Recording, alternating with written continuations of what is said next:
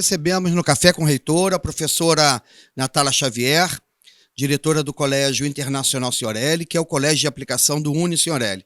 Natália, seja bem-vinda ao Café com o Reitor. Muito obrigada. Nós vamos conversar um pouco sobre a sua formação, a sua atuação, perfil dos alunos, falar um pouco do perfil também, do perfil dos alunos do colégio que você dirige e do perfil que eles adquiriram, digamos assim, num pós-pandemia. A gente quer ouvir um pouco sobre isso. Primeiramente, qual é a sua formação e o que acha, e para você, o que habilita a dirigir um colégio de aplicação? Então, muito obrigada pelo convite, professor. É uma honra estar aqui hoje nesse podcast. Eu sou formada pela PUC em Letras, Português, Inglês e Literaturas. Na minha primeira formação, quando eu vim para cá, era essa. Eu entrei aqui como professora em 2017. E quando entrei na Senhorelli, me vi desafiada a fazer uma pós-graduação em Educação Especial. Nós tínhamos uma aluna que precisava desse olhar e eu me vi desafiada a fazer. Fiz aqui no Unisenhorelli a Educação Especial. Essa foi a primeira pós que eu fiz. E, posteriormente, quando fui convidada a participar da coordenação do colégio, no ano seguinte, em 2018, fiz uma pós em Gestão Escolar Integrada, aqui também, no Unisenhorelli. Você trabalhou inicialmente com a professora Joana, né? Sim, vim para... Que já tinha bastante experiência em direção de colégio também, né? Exatamente. Joana foi a pessoa que me trouxe para cá como professora e que me ensinou muito durante toda a minha trajetória profissional, muito do que hoje eu vivo no colégio. Fala para mim o que é dirigir um colégio de aplicação. O que é dirigir um colégio dentro de uma instituição universitária? Quais são as características? O que tem de diferente em dirigir uma escola que tem a sua estrutura lógica, tem o seu modo de fazer, mas que não está vinculado, o colégio não está vinculado a uma instituição universitária? As oportunidades são inúmeras por ser um colégio de aplicação. Nós temos a entrada de muitos estagiários no colégio. Você recebe estagiário das diferentes graduações, né? Exatamente, de todas as áreas. A gente já recebeu de pedagogia, das áreas de gestão, já tivemos de outras áreas específicas, como dentro da pós, voltadas para uma educação especial, psicomotricidade. Já tivemos alguns estagiários de outras áreas também mais específicas. E as oportunidades, para mim, acho que é um ganho, né? Ser um colégio de aplicação, porque a gente divide conhecimento, os estagiários eles estão fresquinhos, com conhecimento muito fresco, porque estão dentro do campus, né? E conhecem também a infraestrutura da escola. Então, isso eu acho que é um ponto super positivo, tanto para os nossos professores, que podem dividir com eles esse conhecimento que está vindo agora, né? Eles estão dentro de sala de aula. E para os estagiários, eu acho que é ótimo também, porque eles também conseguem ver na prática o que eles estão vivenciando na universidade. Bom, além disso, eu acho que também tem um ganho, que eles estão dentro de uma estrutura universitária. Exatamente. E a estrutura universitária, o que favorece essa estrutura? A estrutura física, agora estou falando do ambiente. Falando da infra do colégio, são múltiplas as oportunidades também. Eles têm uma biblioteca, salas de estudos, laboratórios, tanto de ciências quanto laboratório de informática, o auditório. Então, todos esses espaços promovem um conhecimento que eles não teriam num espaço comum, né? Então, acho que a infraestrutura do colégio proporciona a eles um crescimento não só de conteúdo, mas também um crescimento como indivíduos, né? Porque eles conseguem ter acesso a outros tipos de espaços. O colégio tem um lema que é tradição no fazer, inovação no pensar. O que significa isso para você? Ou para eles, né? Na prática. Eu acho que esse lema ele é tão natural no colégio. Eu vejo isso nos pequenos detalhes deles, porque nós temos a tradição, a gente entende que a tradição ela é importante, né? Tanto para o aluno quanto para o responsável. Mas a forma como ela é feita, ela muda a todo momento. Então, um aluno desse ano vai fazer determinadas atividades de uma forma, em que eles foram expostos a determinada tradição, a determinado conteúdo, mas a hora de inovar, de trazer algo novo, é surpreendente como eles conseguem tratar um mesmo assunto de diferentes formas, de diferentes áreas, pontos de vistas. Eu acho que isso acontece de forma muito natural e é de fato o que eles vivem dentro da sala de aula. Nós temos observado que na prática, no dia a dia do colégio, são realizadas muitas atividades extracurriculares. Logicamente, essas atividades extracurriculares sempre estão vinculadas a uma disciplina ou alguma área do conhecimento. Me parece também que o colégio tem por tradição colocar as crianças, né? Você poderia assim dizer, para fazer as coisas.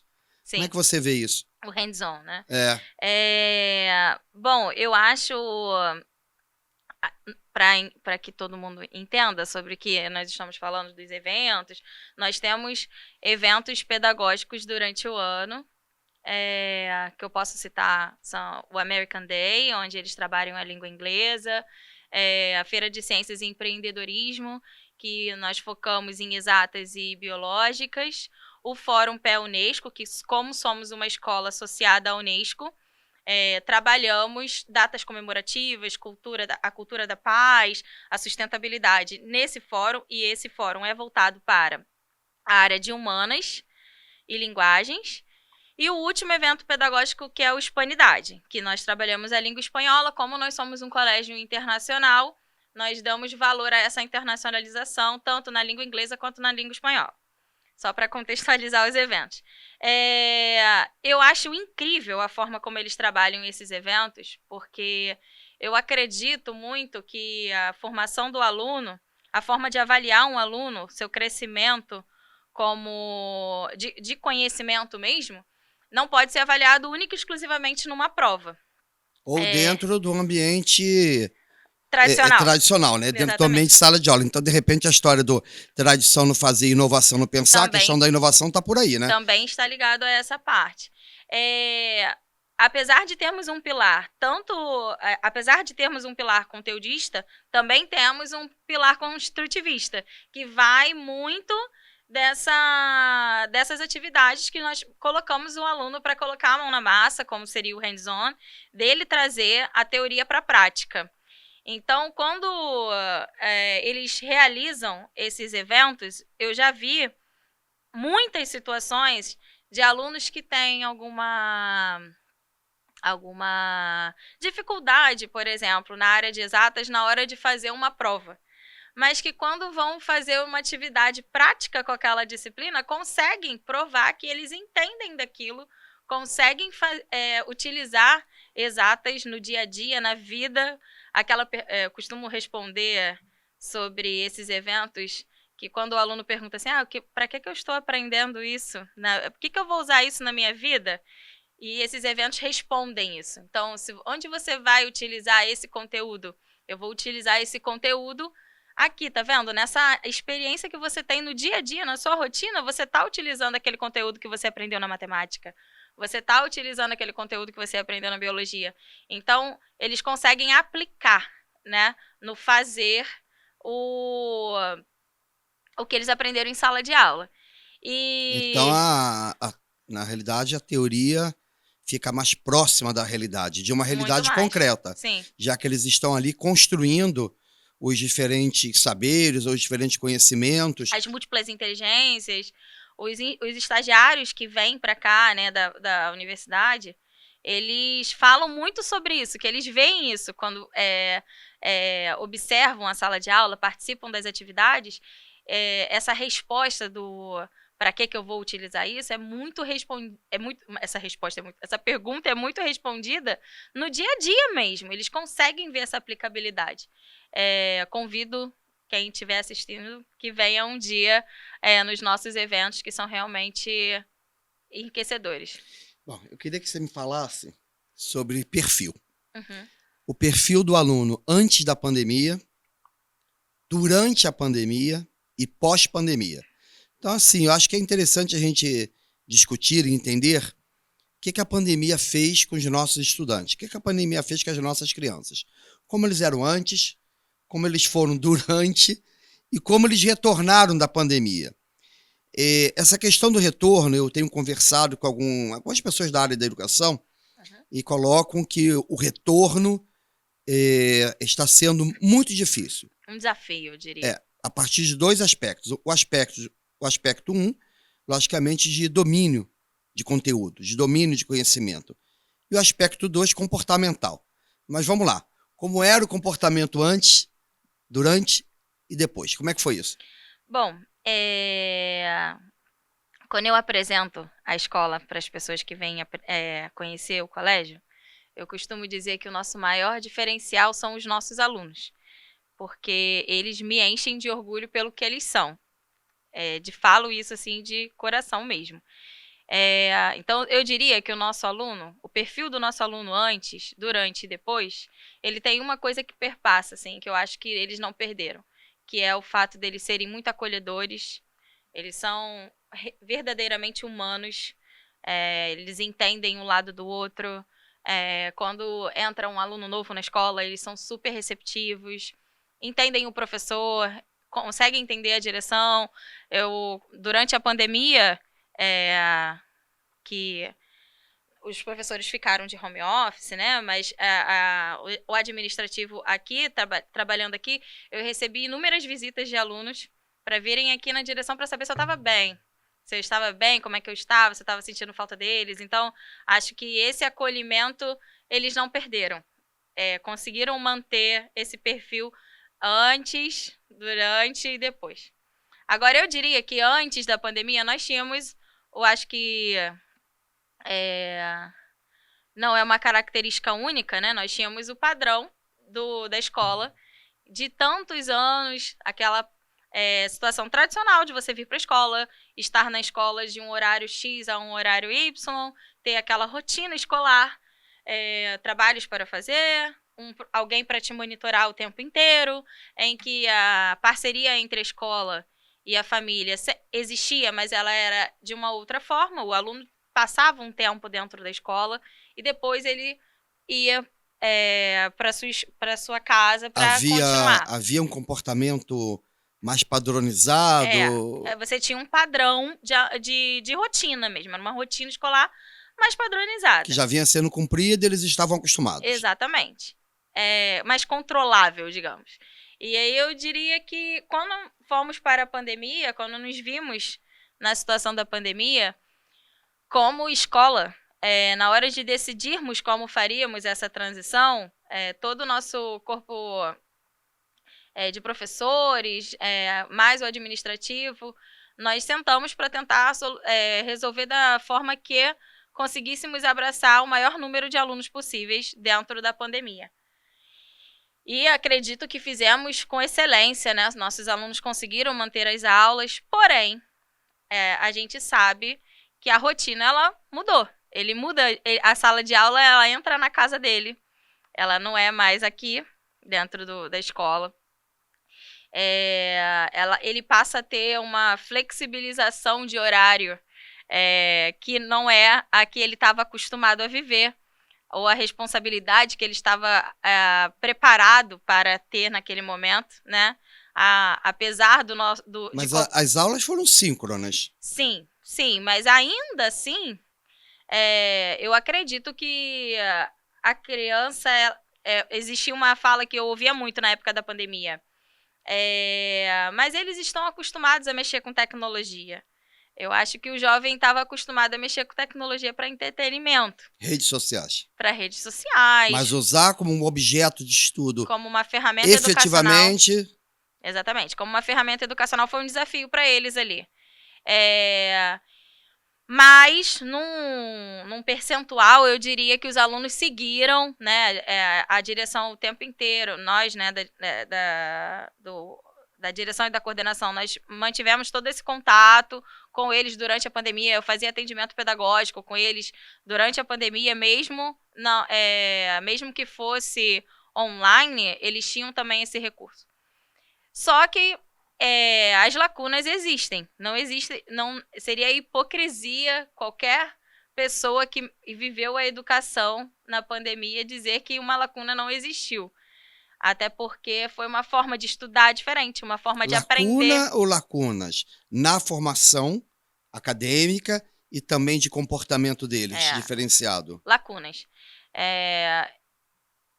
Eu acredito que eles não estavam preparados para estudar num EAD. Né? Remotamente, né? Não estavam acostumados, não estavam preparados, e mesmo com toda a dedicação que eles tiveram suas dificuldades. E quando voltaram para o presencial, trouxeram algumas lacunas educacionais e lacunas disciplinares, né? Acho que alguns conteúdos que eles tinham mais dificuldade de aprender, talvez de forma remota foi ainda mais desafiador para eles.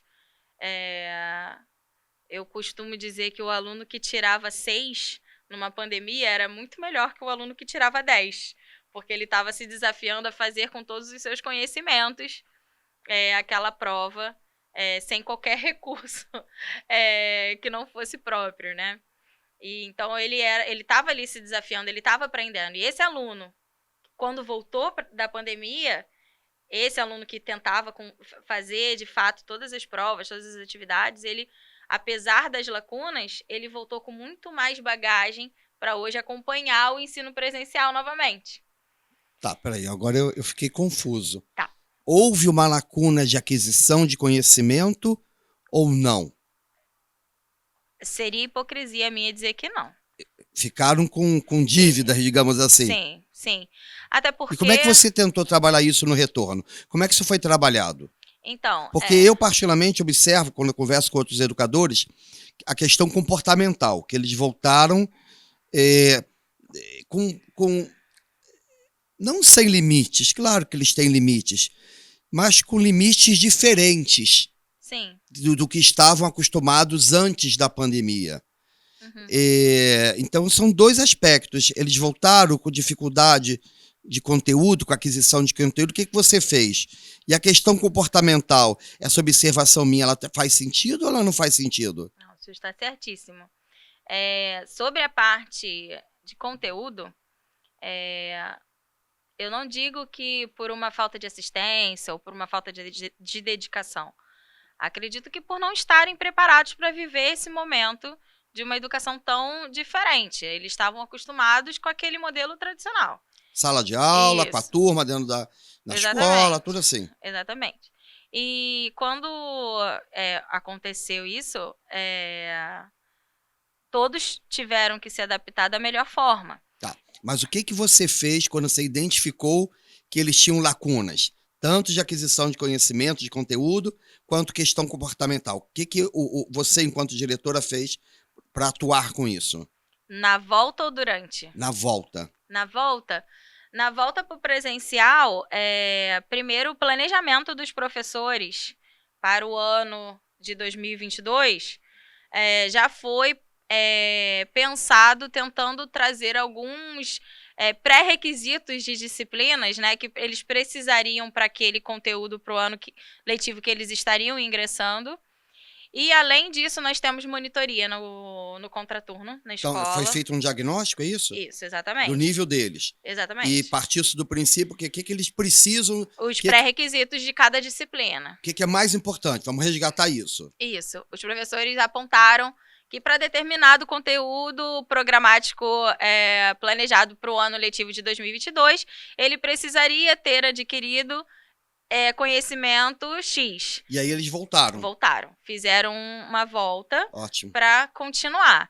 E os monitores também receberam essa orientação dos nossos professores para que pudessem trabalhar esses conteúdos também no contraturno. Paralelamente, quando eles tinham as aulas na parte, digamos, da manhã, no contraturno na parte da tarde, havia reposição de conteúdo permanentemente. Exatamente. Ou seja, era um trabalho de vamos olhar para frente, mas não esquecendo... Não tem como, na verdade. O que foi feito, o que aconteceu na pandemia. Até porque se eles partissem do pressuposto que todos estavam nivelados, haveria aí um grande problema institucional, né? Exatamente. A gente não pode deixar de desafiar o aluno. Imagina um aluno do 6º ano, que fez o 4º e o 5º numa modalidade Que não estavam acostumados. remota, que não estava acostumada, e que eles não tinham nem responsabilidade ainda, essa responsabilidade que vai ser adquirida no Fundamental 2, né, essa transição que o 5º ano faz para o 6º ano, do 9º para o 1º,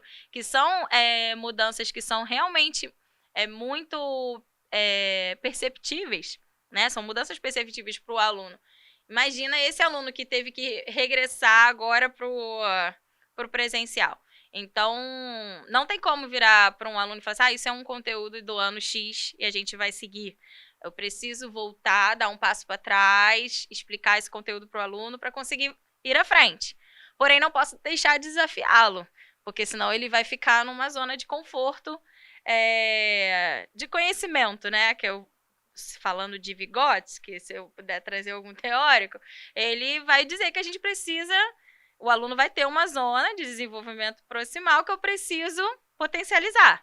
Então, ele já tem um conhecimento ali que eu vou precisar potencializar. O professor vai ser o mediador desse conhecimento, voltando e indo além do conteúdo previsto. Vamos agora falar sobre comportamento deles. Comportamento entre eles, com os professores, no ambiente escolar. Como é que eles voltaram? A escola, ela vai muito além de conteúdo. Ela vai... É um ambiente educativo, né? Exatamente. Ela tem a parte social, que é muito importante. E que eles ficaram sem esse social. Então, eu diria que num primeiro momento, nos primeiros meses, foi uma readaptação. Foi ensiná-los novamente o que era estar dentro da escola, quais são as regras escolares, como lidar com o outro. Existem pesquisas, né, de tantas crianças que hoje, adolescentes que têm ansiedade, dificuldade de interação no pós-pandemia. E nós vivemos isso também. Como escola, nós fizemos toda a orientação pedagógica, psicológica para esses alunos, a parceria com os pais, e tentamos da melhor forma fazer com que eles se readaptassem ao ambiente escolar. Porque vieram soltos, diria. Vieram soltos, sem essa disciplina do contexto que eles estavam, digamos. E se a gente for imaginar que o ambiente escolar ele precisa reproduzir comportamentos e regras sociais e que eles precisam aprender isso dentro da casa deles, no ambiente familiar e também nas unidades educativas, é um trabalho desafiador, porque ficaram praticamente 1 ano e meio afastados, não só do ambiente escolar, mas de ambientes sociais, como um todo. Com certeza. Então, é um recorte, eu diria. A escola é um recorte do que eles vão enfrentar no trabalho, na vida social deles, na vida familiar. É um recorte, onde eles são colocados, eles precisam seguir regras disciplinares, precisam entender o horário, vestimenta, organização. Que é a escola preparando para o mundo ou para o mundo do trabalho. Exatamente. Que são comportamentos esperados em ambientes familiares, em ambientes sociais, mas também dentro de organizações laborativas. E a escola tem que estar atenta a esse preparo para o mundo do trabalho. Eu queria agora falar sobre o novo ensino médio. Eu posso só fazer um adendo? Pode, claro. Só para fechar essa questão da pandemia, eu acho que é válido falar para os alunos que estiverem ouvindo, os pais, nós, em uma reunião de responsáveis, nós falamos sobre isso. É muito comum alguém que está em sala de aula, trabalhando em escola, a gente fala assim, eu já passei por isso, eu sei que vocês estão vivendo, então escuta o que a gente está falando para vocês. E essa frase ela foi ressignificada com a pandemia. Então, foram muitas as vezes em que eu entrei em sala de aula para falar assim, olha, Nós não sabemos o que vocês estão vivendo, porque vocês foram verdadeiros guerreiros, vocês são heróis por terem passado por isso. E de estarem aqui hoje, voltando e reaprendendo e se desafiando a estar dentro da escola, se desafiando a fazer uma prova normal. Tudo isso, eu acho que, assim, eles são realmente muito dignos de aplauso por terem passado por isso e hoje estarem novamente se Readaptando, né? readaptando a esse lugar. Então, eu acho que é importante frisar isso. Eu não passei por isso, o senhor não passou por isso, nós passamos por uma outra perspectiva. Então, nós passamos como trabalhadores e não como alunos. Que é um papel bem distinto, né? Bem diferente. Sim, a nossa preocupação é outra. E a deles é bem distinta disso. Eles viveram isso. Eu ouso dizer que eles vivenciaram mais por estarem num período de formação. E como nós já estamos no mundo do trabalho há muito tempo, nas atividades de uma forma geral, encaramos de outra forma, logicamente. Uhum. Nós vencemos também, né? Mas de uma outra forma. E eu acho que é importante eles entenderem que eles venceram também. Ensino médio, novo ensino médio. O que a gente traz, o que você traz de novidade? Primeiro explica para a gente qual é essa proposta do novo ensino médio. Depois, o que você pensou para adaptação dos nossos alunos? É uma legislação nova do Ministério da Educação, logicamente, Sim. né? O que você pensou fazer? Qual é a trilha, qual é a trajetória que os nossos alunos seguirão? Então, nós somos uma escola que trabalhamos com material didático do Eleva, então acho importante também deixar Somos parceiros do Grupo Eleva. Isso. E nós conversamos, tivemos várias reuniões para alinharmos como faríamos no ano que vem, como já começamos esse ano e como faríamos no ano que vem, né? Esse ano nós tivemos o início do novo ensino médio, oferecendo as trilhas no contraturno, para que eles pudessem ir se adaptando de alguma forma. E para o ano de 2022, nós vamos oferecer as duas trilhas. 2023. Desculpa, em 2023. Em 2023, nós vamos oferecer as duas trilhas, que são Rota Exata, que vai falar sobre exatas e biológicas, e Narrativas do Mundo, que vai falar sobre as áreas de conhecimento de linguagens e humanas. Basicamente, o aluno desse chamado novo ensino médio, ele vai ter que fazer uma opção no início do médio, é isso? Quando ele iniciar o ensino médio, ele já vai ter que estar ali mais ou menos decidindo se eu vou para a área de exatas, se eu vou para a área de humanas, e ao escolher essas áreas para onde eles vão, ele vai ter mais conteúdo disso e menos daquilo. É peculiar o novo ensino médio, eu diria. E acho também uma coisa discutível, Sim. porque eles no primeiro ano, pela experiência que eu tenho, longa experiência que eu tenho, porque inclusive já dirigi um colégio, eles chegam no primeiro ano ainda confusos em que áreas eles querem seguir. Então há uma antecipação aí de uma decisão. De uma maturidade que eu acho que que eles ainda não têm. Eu acho muito difícil. Existem os que nasceram com vontade de ser algo. Mas esse já vem lá desde o médio. Desde o fundamental eles já sabem, quero ser isso, quero ser aquilo. Exatamente. Mas isso é uma exceção, não é a maioria. Isso não é a regra. E aí, por conta disso, o colégio, para não passar essa responsabilidade para um aluno logo num primeiro ano do ensino médio, nós abraçamos todas as áreas. Então, o aluno que estuda com a gente, ele vai ter acesso à FGB, que eles chamam de Formação Geral Básica, bem robusta, né, onde ele vai ver todo o conteúdo que ele deveria ter naquele ano. Mas essas áreas específicas que eles também vão ter contato. Então, eles vão ter aula de bioética, biodiversidade, transformações químicas. Isso no contraturno? Dentro da grade curricular. Dentro da matriz. Ali dentro eles vão ter isso. Dentro da grade curricular.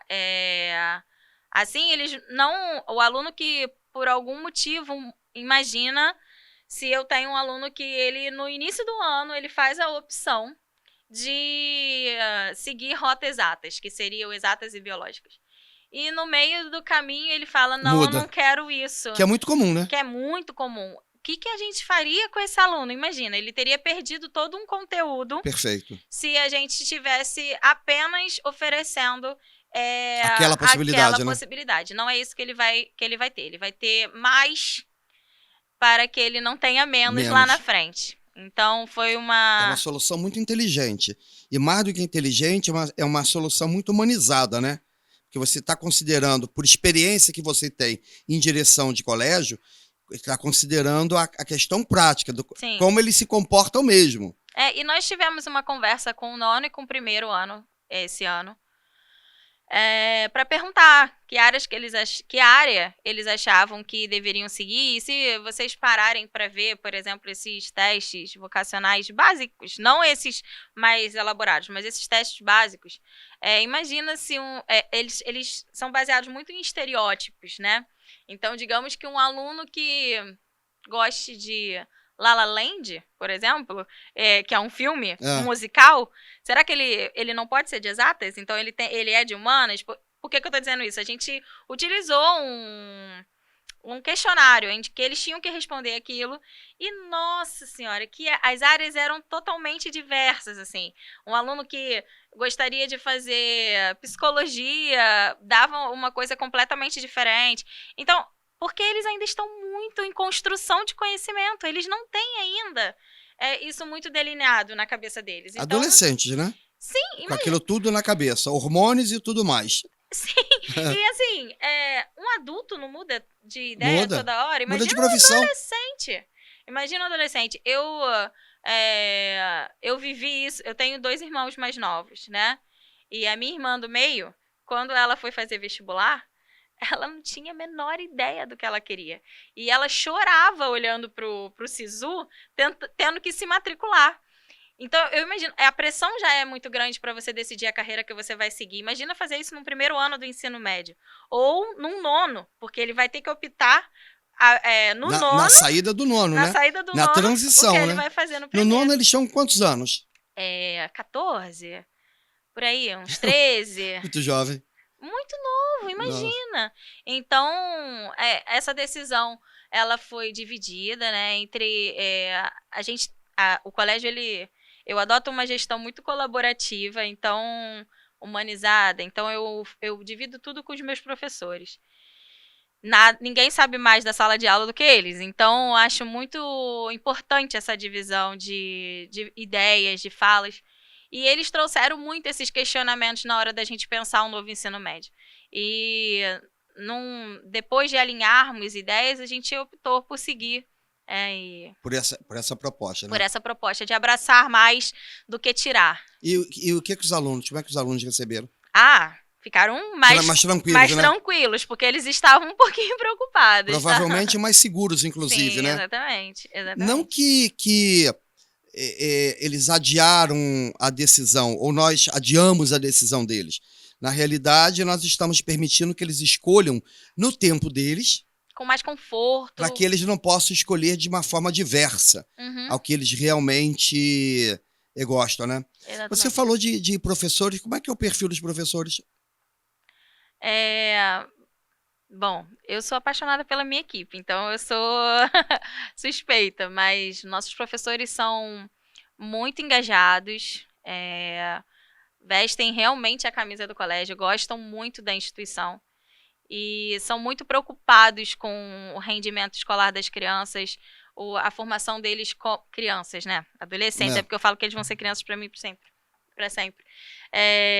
São muito preocupados com a formação deles como indivíduos, academicamente super excelentes, né? A excelência acadêmica deles é indiscutível. E temos um perfil mais jovem, né? Os professores, até os professores mais antigos, têm um perfil mais jovial. Isso atrai a criança. Uma linguagem está mais próxima deles, né? Exatamente. Tá bom.